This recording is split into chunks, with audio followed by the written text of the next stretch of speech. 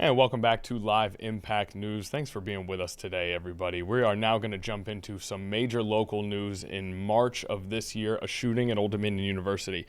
It was something that we covered extensively here at 13 News Now and continue to do so as an independent post-action review has just come out. Again, a review of the incident itself, the processes that went into not only safeguarding against an incident like this occurring, but what occurs after an incident like this. All of that under review in this independent action that was taken here. So now we invite Leila Cox to join us on the stream.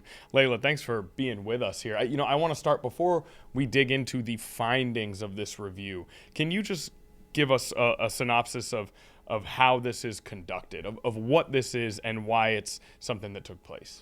Yeah, well, like you said, Connor, it's been, I believe 5 months since the terror attack at Old Dominion University. And like you said, we have been covering every aspect of it. And since then, I feel as if we've heard from several different voices along the way as far as what could have been done to prevent this, if you will, so to say.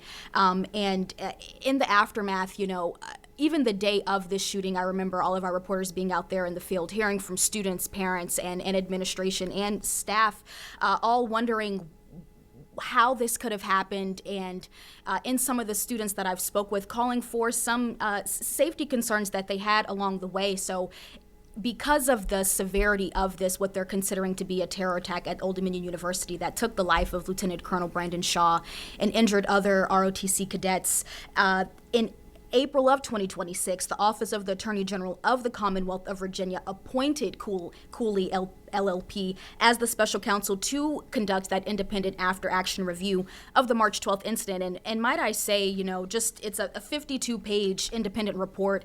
And I believe that the report for me answers two major questions, Connor. First, the investigators say they found no evidence ODU could have reasonably predicted or prevented this attack.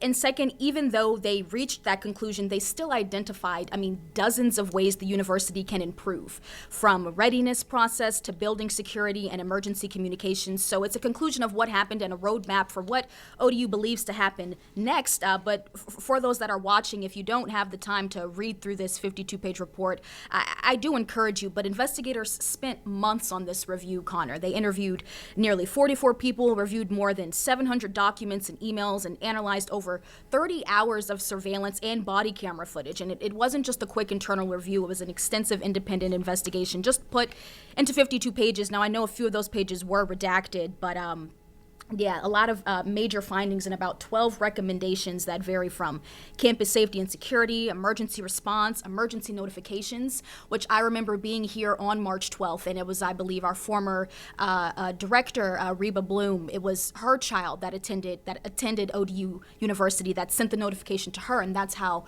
we ended up getting that first boots on the ground out there at Old Dominion University as those notifications came in throughout the day. But Connor, if you take a look at it yourself, it even goes through the hour by hour from the minute Mohammed Jallow, who is the terror attack suspect, entered the building, I believe, around 10:41 a.m.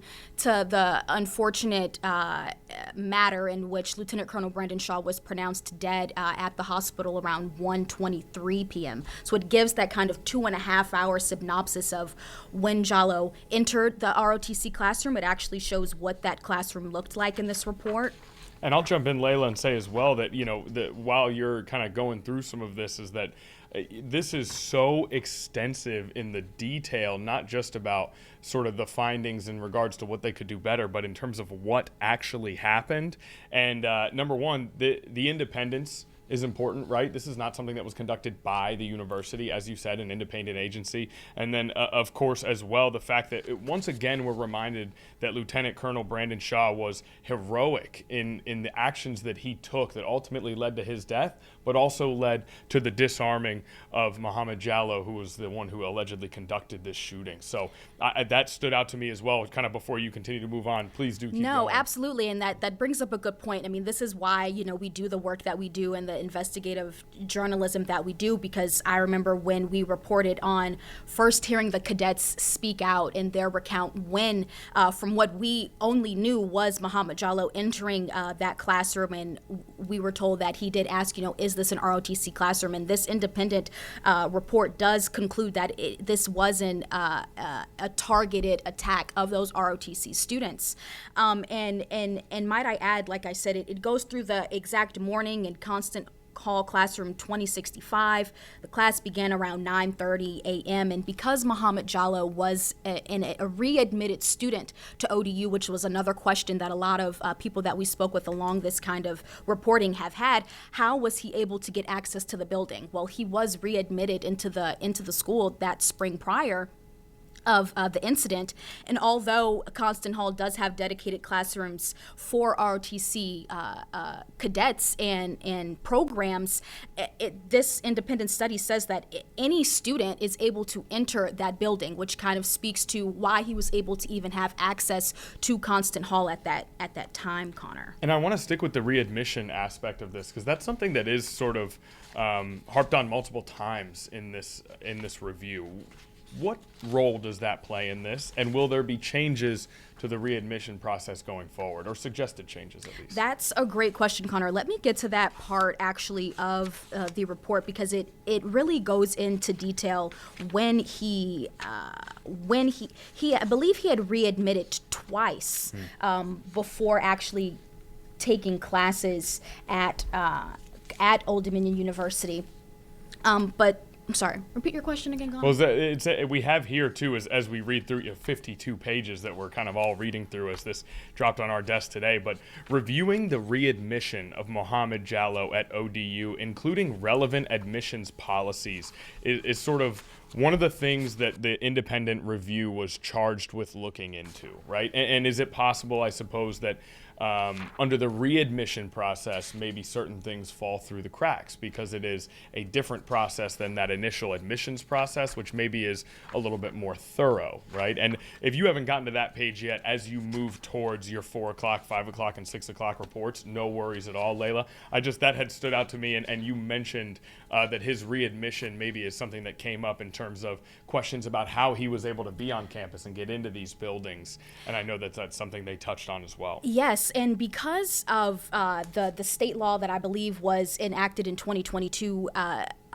public institutions weren't required to ask students that were trying to get admitted into a school about their criminal history. And in the report, it concludes that, the current people that are on ODU's readmissions board had no prior knowledge of Muhammad Jallow, although it wasn't his first time trying to get admitted back into the university. But because of that state statute that didn't require a criminal background check into Muhammad Jallow, there was no indication that he could have possibly posed a threat to the community. There is a line in this report that says several people throughout their interviews said that they felt safe, on campus.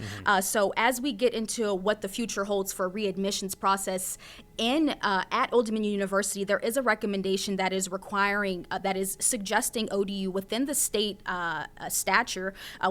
in legal bounds that they do kind of try to voluntarily receive more information about students' criminal background checks. And that's something that we covered a few weeks after, or maybe it was in April, when a voluntary questionnaire was sent out to Old Dominion U students saying, if before we come back from spring break, if there's anything pertaining to your criminal history that you would like to share, please do so. And I remember speaking with students that had a bunch of different viewpoints on it. Some said, well, if this is going to create a safer learning space, then I am going to put that information in there. And then there was another student that I spoke with that said, well, maybe that's information that I wouldn't want to share. That was a part of my past that I don't believe identify with me anymore. But again, the federal convictions of Muhammad Jallow for trying to support and cooperate with ISIS was something that the university didn't know about. And there's a line in this post-action review that I'll go into later tonight that says that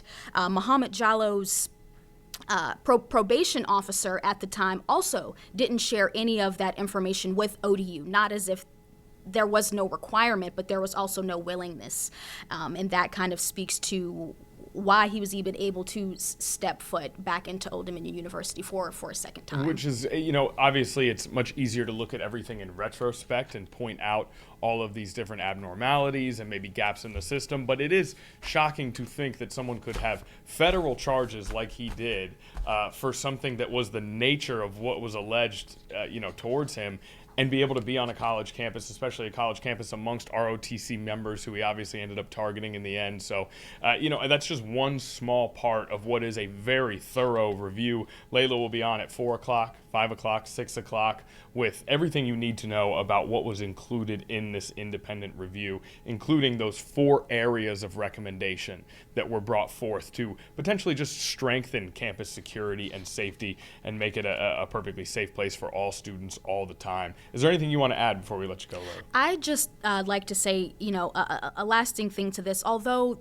this independent review is answering some questions, there are still more questions that need to be answered, and I think that's, the good part about our job here at 13 News Now is we continue to listen to all the voices and listen to all of the concerns. And now that it's been, I believe 5 months, this independent post-action review is answering some of those questions from the students that I've spoken with along this journey about concerns, specifically at Constant Hall as far as door knocks. But it does say that the university has pledged, I believe, $9 million over the next 2 years to increase those safety measures and lock boxes and AED kits around the university. So as long as we see some action take place now that this independent study has been put forth, I think we'll have more to follow. Okay, and we'll certainly report as those new actions are implemented, as those new systems are implemented. Leila, for now, we appreciate you joining us here on Live Impact News. And of course, with this story, we want to constantly remind ourselves as well that Lieutenant Colonel Brandon Shaw passed away from his injuries that were incurred on this day.